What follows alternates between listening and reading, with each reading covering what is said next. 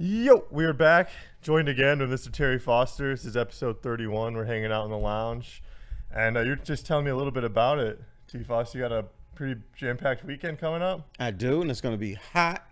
It's all get out. There's a heat advisory today. Yeah, and it's going to be a real big heat advisory on Saturday and Sunday. It could be up to 120 degrees with the heat index and stuff like that. But I'm supposed to give a speech Saturday, a Juneteenth speech. It's going to be outdoors, so I'm going to dress appropriately. So hopefully I will not die or anything like that. Yeah. Is it going to be like tents or anything like that? Or is it just all open in the public, like at a park or something like that? You know, it's in a park. I don't know if there's going to be tents. This is not my production. They just asked me to do it. So I bet you there's going to be some tents. But those tents get hot. Yeah. Oh, yeah. I mean, at least it's still warm, but provide a little bit of shade. At least helps some. Yeah, it better than none. Provides shade, but they get sweaty inside. Yeah. Yeah. No, for sure. Especially one thing too is you can get out of the heat, from the sun, but if it's humid, mixing with it, you're kind of just stuck sitting in it. But I'll survive though. Yeah. I always do some way, somehow. Yeah, when I came into, Why is this building making noise? I don't know. I thought we'd start to see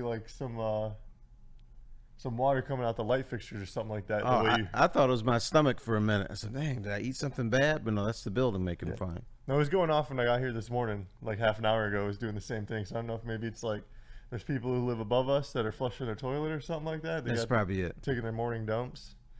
That's it. So it's time to do it. Yeah. Yeah, wake up, clear it out, and then refill your tank up for the whole day. Mm-hmm. So, dude, and we bring this up. I ran across something that annoys me again last night. I went to a sports bar. I was gonna have a little some chicken wings and stuff because the Tiger game was still going on. So I went in there. They had 8 TVs around the bar, and guess the Tiger game was not on. On any of them? None of them. What did they play on last night? Were they on Apple TV or what was the streamer? No idea. But you should still have it on. Yeah, no, I hear you. At a sports bar, most definitely. Yeah, there's really not an excuse.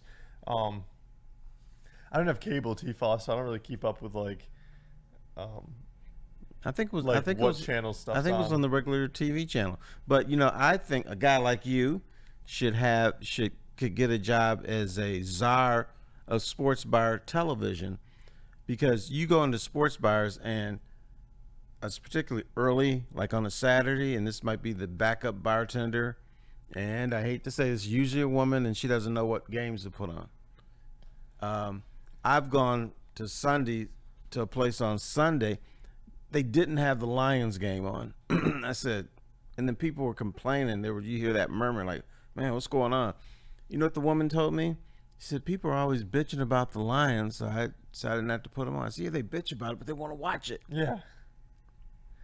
Yeah, no, I've been at a few spots too, T-Foss, where people are asking hey, can you turn this on? Can you turn that on? And more often than not, it is the ladies who get a little flustered, who don't know which remote they're trying to turn, which TV. They don't know which channel the game is on. I mean, not their fault. Kind of is part of their job, but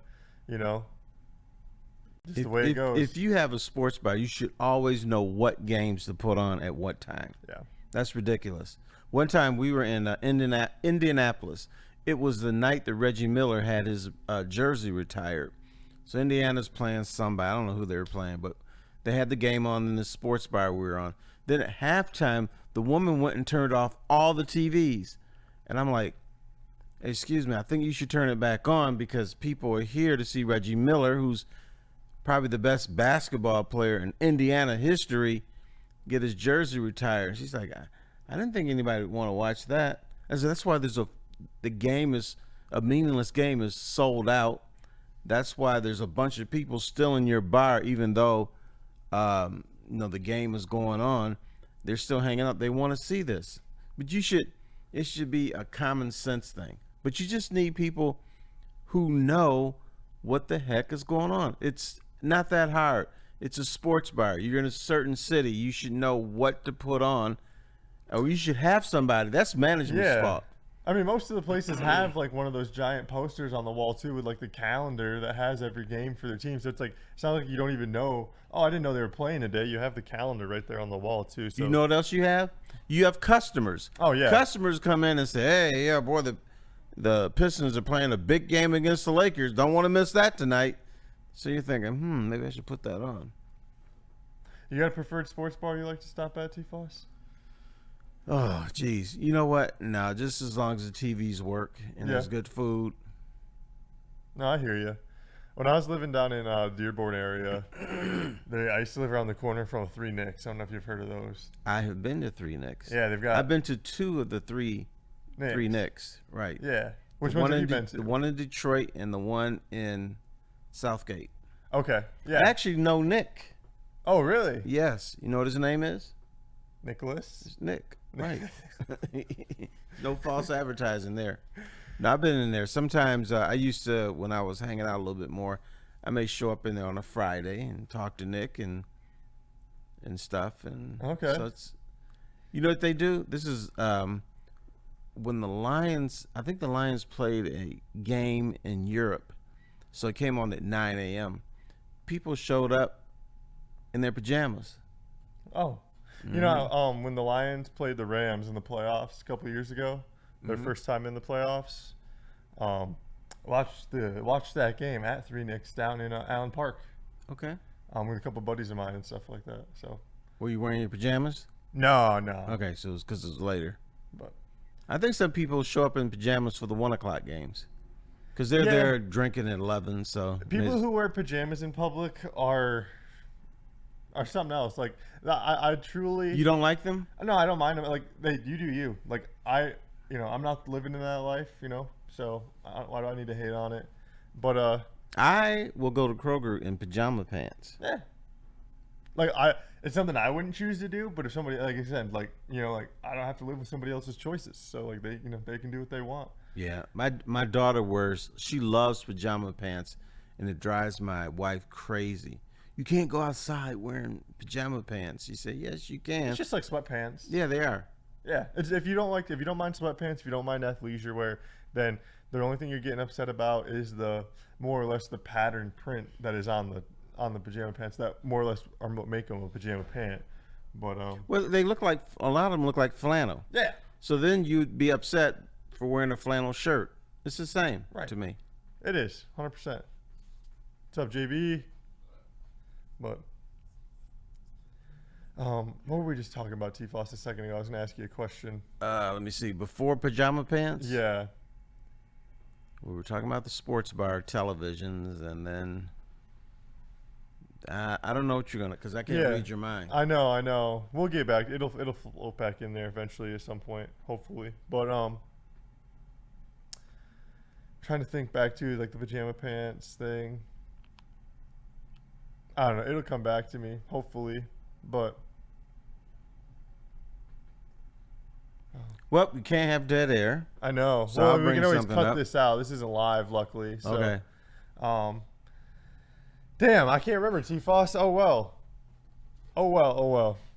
So that's what I do, because I'm old. I forget stuff, and then I go blank. But you can't do that. You're still young. See, we were talking about this the other day, though, T-Foss. You're right. Like, you say you can't have dead air and stuff like that, but I also, like, we talked about comedy and how much, like I said, I really like it. I enjoy, like, Norm Macdonald a lot. Also, Nathan Fielder's one of my favorite comedians, and I feel like they've really done a good job of embracing the awkward and the uncomfortable at times, Right. and like owning the silence. And I feel like I've tried to do a good job of just finding comfortability in the silence. Not obviously like trying to like manufacture it, but if it Well, the speech I'm giving Saturday is hosted by a local comedian named Coco. okay. Yep. So Where's this at? You said it's at a it's park. at Lipke Park, east side of Detroit. Okay. Not familiar with where that's at. But It's at Play Yes or Play Detroit something. It's something Matthew Stafford and his wife help build, Oh, or they contribute to that. So I gotcha. That's pretty neat.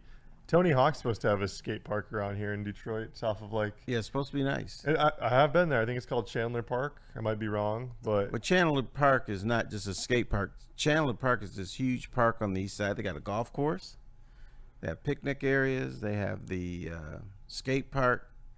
And then they just built a dome where you can do sports inside in the winter. nice. So they got a lot going on over there. That's pretty. I think it's in Chandler Park. I'm not 100% sure. My buddies, we've done a little travel into different skate spots. Yeah, You look like a skateboard guy, are you? a little bit. You know, I actually like. I've only been skating. I actually just had the 5-year anniversary pop up on my phone like a couple weeks ago. I've only been skating for a few years, and I started out on a longboard. Slowly worked my way down.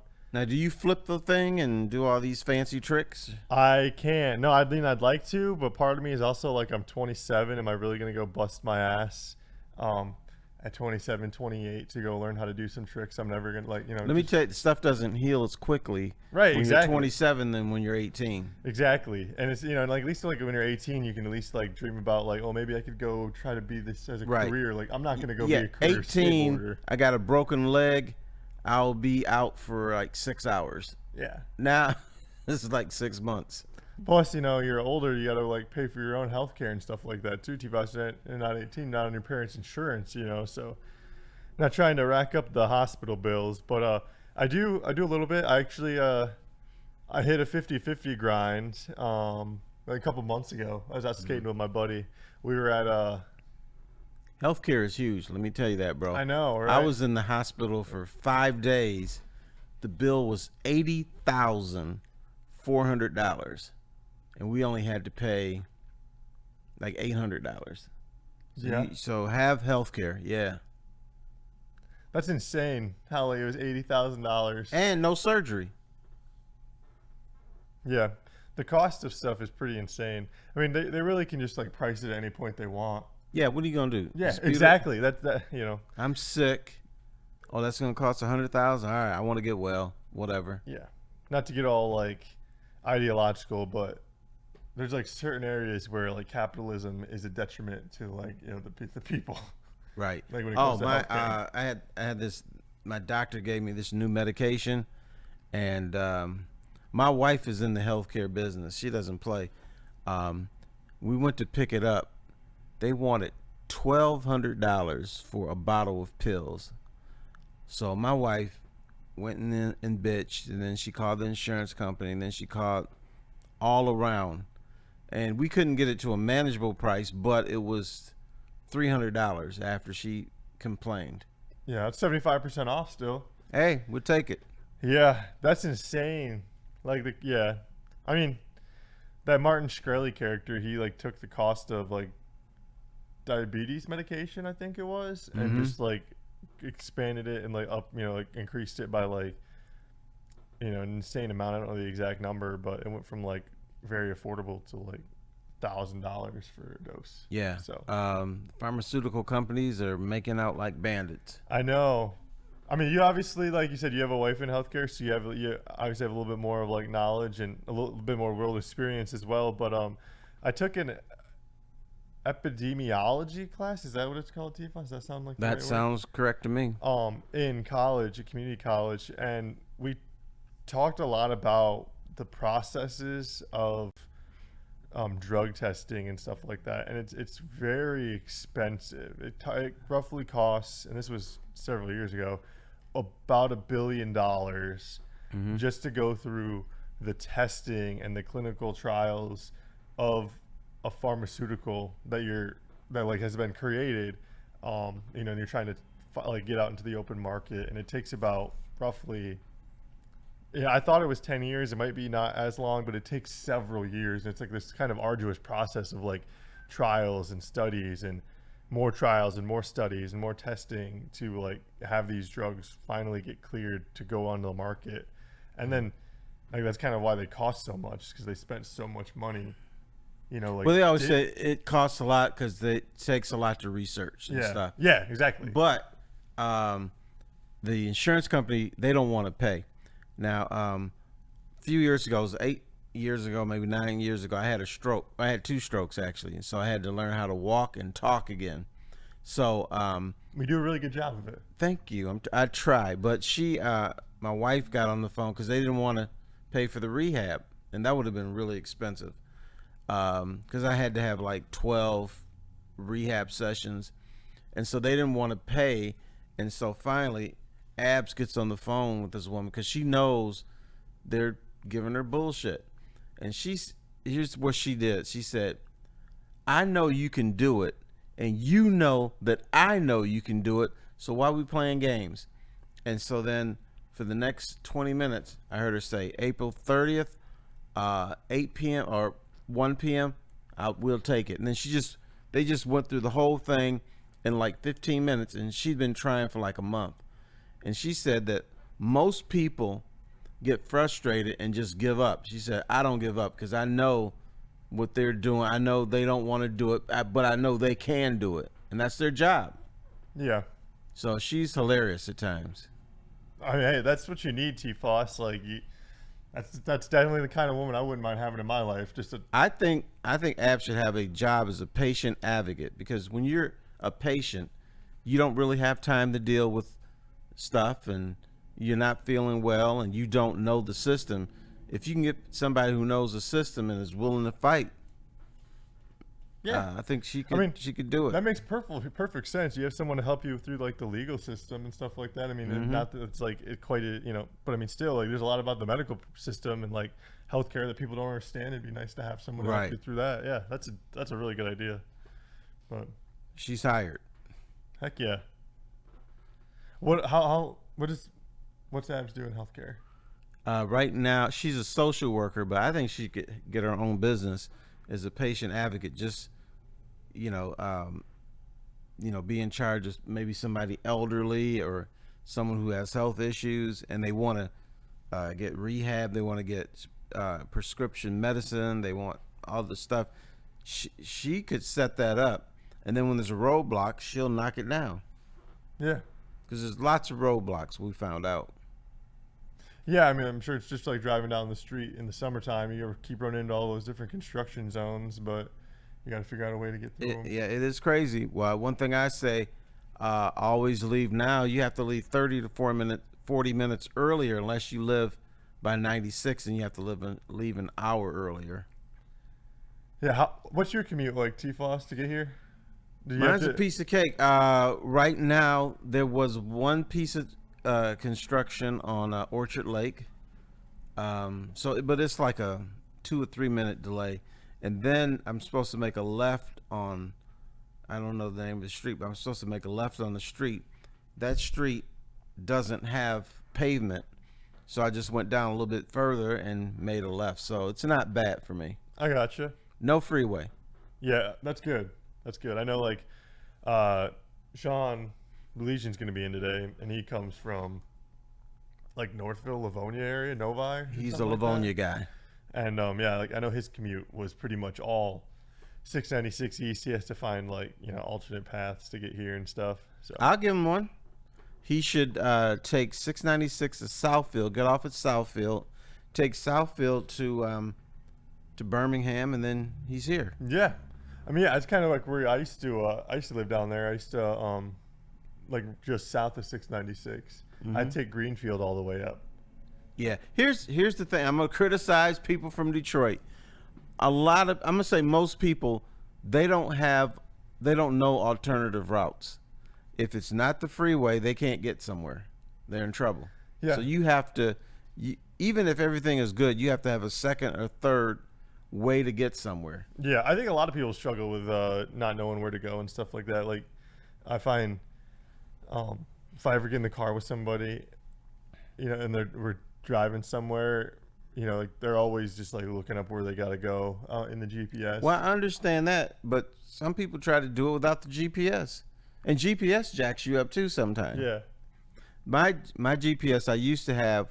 We used to have to go to Indianapolis because my daughter plays soccer, and then we'd have to go out of town sometimes. Without fail, we'd be on the I think it's 69 to get to Indy. We'd be on the road to get down there, and it would say exit here. So I would exit, and then it said, get back on the freeway. I'm like, what was that all Oh, about? so just having you get off and get right back on. Right. Yeah. And then get back on the same freeway we were on. That used to make me angry. Yeah. I don't know. I find it funny when like you're with somebody who needs the GPS like the same place over and over and over again. Like they never really learn like the path, and they can never remember how to get somewhere. I always find that fascinating because like that's something I struggle with, but I mean there's definitely plenty of other things I struggle with. So just seeing the dichotomy of like what other things that we're good at and not good at individually, I find fascinating. Right. Well, I can get anywhere. I just don't know the names of the streets. I just know to take this street, go left here, go right there, and I don't pay attention to what street I'm on. But I can get you there. Hey, that's what matters though. Absolutely. So, yeah. So really just kind of need to know those streets if you're telling somebody how to get somewhere, like and you're not with them. Other than that, you can just kind of point like, oh yeah, we're gonna go Right. 2 streets. Oh, speaking of, my wife has the worst sense of direction. The worst. If you're supposed to go left, she'll go right. If you're supposed to go 12 miles down the road, she'll go 6 miles down the road. She has no idea where she is. My sense of direction, it's great. I can get anywhere in Detroit. Do you know when we're in the car, do you know who's giving directions? Her. Yeah. Telling you go, that's not, honey, that's the wrong way. She said, are you sure about that? I said, yeah, trust me. Then we go my way, and guess what? We get there. That's why you drive, I'm guessing. Hey. Yeah, that's the way to do it. My old roommate, his girlfriend would often drive. If we'd go out places, she'd just kind of end up choosing to drive, and he would give direction because she is awful at knowing where to go. Even if, like you said, even if we're just going to Meyer, then we go there once a week. We go there all the time. Like she just never remembers how to get there. So you always have to tell her, like, turn left, get on the highway. And you know what kills me? When you give them directions, they get pissed when you tell them. Yeah. Oh, and then if you don't say anything, then you're lost. She corrects his directions all the time. Mind you, I think she is warranted. Like Is he mean? No, he mumbles. He doesn't clearly speak, and Can't have a mumbler. yeah, and he's not like also like doesn't understand like next and this when it comes to like like we're gonna turn at this light and like turn at the next light. It's like he's not a very good communicator. At least, Yeah. Well, he needs to improve on that. yeah, I would say I do think he is mostly to blame. Mumbles. But I do say he is mostly to blame. But overall, like just like seeing those interactions of them try to coexist in the car, giving directions is always entertaining. Because it's usually she drives, he tries to navigate, and she gets frustrated at the lack of direction that he gives. Okay, well, tell It's him like to a stop rudderless mumbling. ship. Just Yeah. be clear. Yeah. Just be clear and give the right direction. Else you may never get somewhere. One of my earliest memories in life, T-Foss, is from preschool. My grandfather picked me up, had to take me to the dentist. My grandfather was an immigrant to America. He did not speak very good English. He did speak some, but not very well.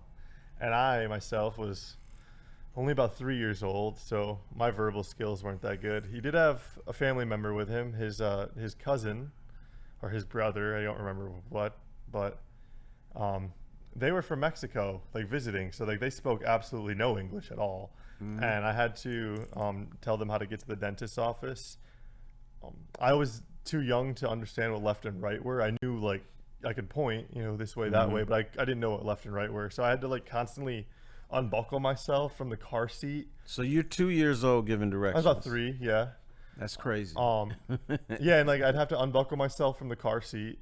I'd have to like lean up from the back and like point. Like we'd stop at an intersection. I'd say like I'd like point this way or like point that way. We made it there. No wrong turns, no wrong directions. Like easy peasy. Dude, that sounds like a Saturday Night Live skit. There's confused people in the car, and the baby is like, here, go there. And Yeah, I mean it's like I don't know. They couldn't speak English. Like they could, but not very well. And I'm a child, like a very young child who doesn't have like, very good verbal skills at the time. So just kind of dealing with that. But yeah, I mean, hey, just my grandfather has passed away. He passed away in 2006, but he called my mom. Like obviously, like my mom was there when like I got picked up, or at some point he told her, he was so impressed. He's like, yeah, like we made it there in one piece. Like we never made a wrong turn or anything like that. And so yeah, I mean I don't have a ton of memories of my grandfather. He's pretty. Now, were you in a little car seat? I was in a car seat. Yeah, I was in Okay. a booster at least. I had to unbuckle myself from the car seat, so I was old enough to do that. When I was a baby, we didn't have car seats. I was just in the back seat. I like vividly remember we're at like the intersection on Fallahy Road to turn right onto Page Ave because there's like Chasky Automotive right there on the corner, and like that there. Right. I wasn't good at like remembering street names like you were saying, T. Voss, but like there was landmarks that I was good to remember, and there was this Right. one like sign that had like an old time, and there was a bunch of tires outside the building, and the mechanic. You knew. Yeah, and I was like, yeah, we gotta turn right here. So that's just like there's certain spots that I just knew like. Okay, we're in the right area, and this is what we got to do. But See, I'm convinced that we have car seats today because of me. yeah, why is that? I was in the back seat with my aunt. I didn't have my seatbelt on, and she took this wild ass turn, and the door flew open, and I fell off the car. Damn. Jesus Christ. A few years later, then they got car seats. Well, That may have been the T. Foss rule. I'm not Yeah, sure. we're gonna credit Terry Foster for the invention of the car seat, and I do see Sam Flannel kind of lurking in the background, so we'll wrap it up there. But appreciate you coming in, T. Foss. Always a pleasure. We'll be here on Monday if you want to pop back in again. Okay, But I'll do it. all right, well, we'll see you alligators later. Yep.